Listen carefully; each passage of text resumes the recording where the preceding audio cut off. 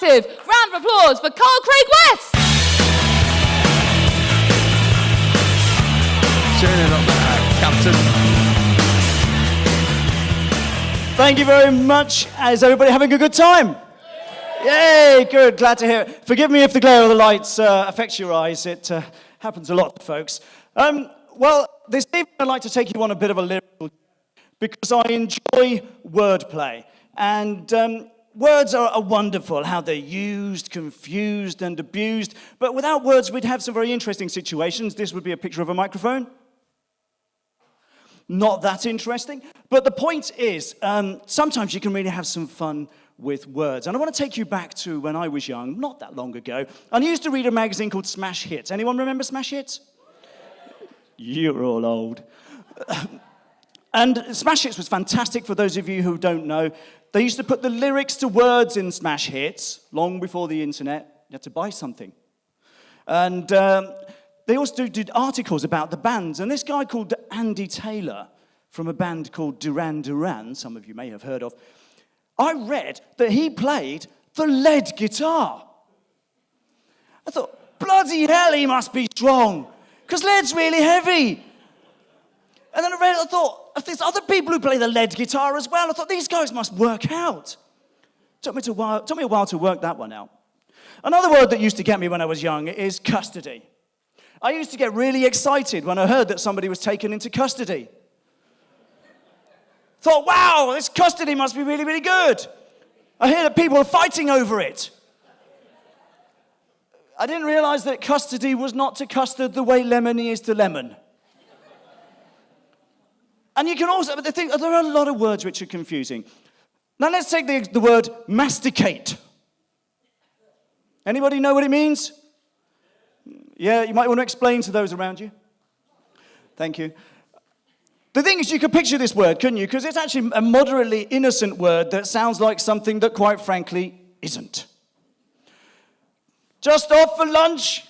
Gonna have a good old mastication while I'm out? Get back to the office. HR, now. You also got words where if you just make a slight change, the meaning of it really radically changes. Like celibate and celebrate. Separated by a teeny weeny little R, not a big one.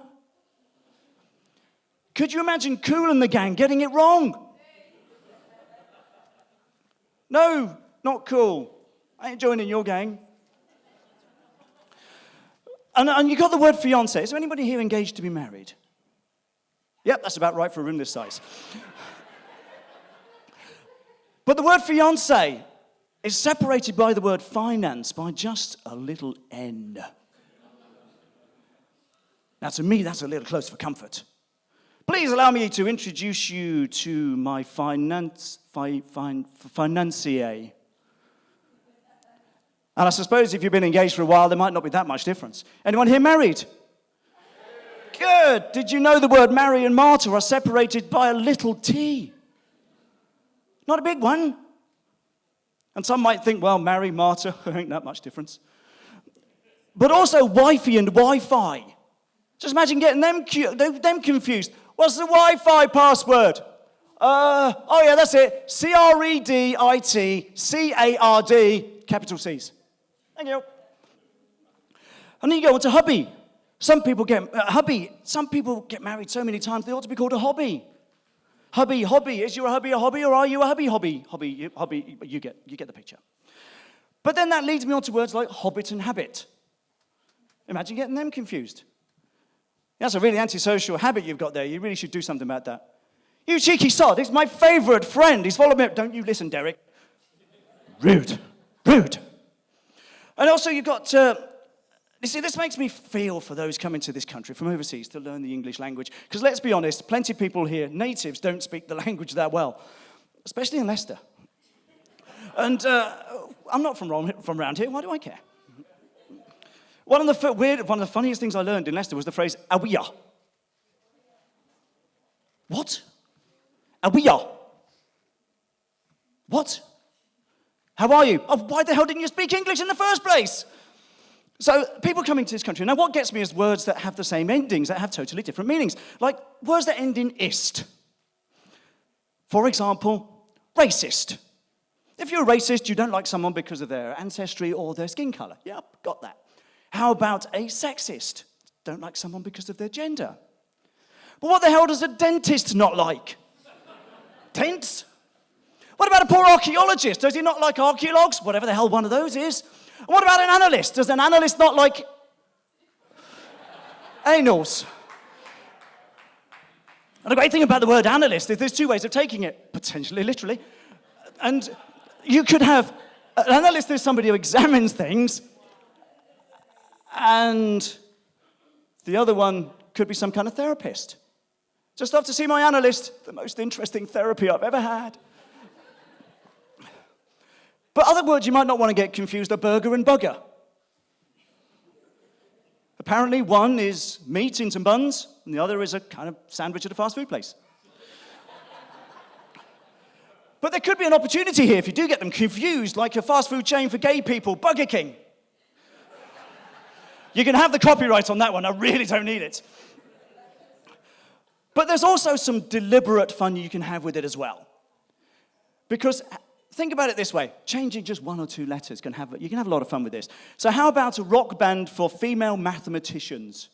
Jane's Addition. How about a rock band for those who like baking?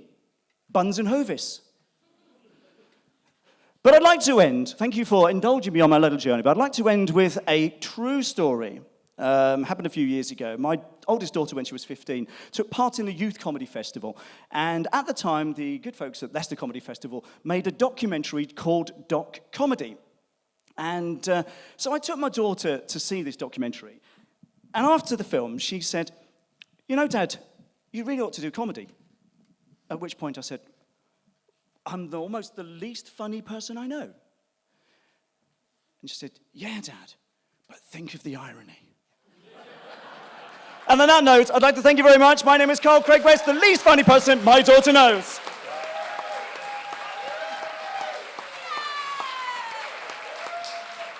Karl Craig West, ladies and gentlemen!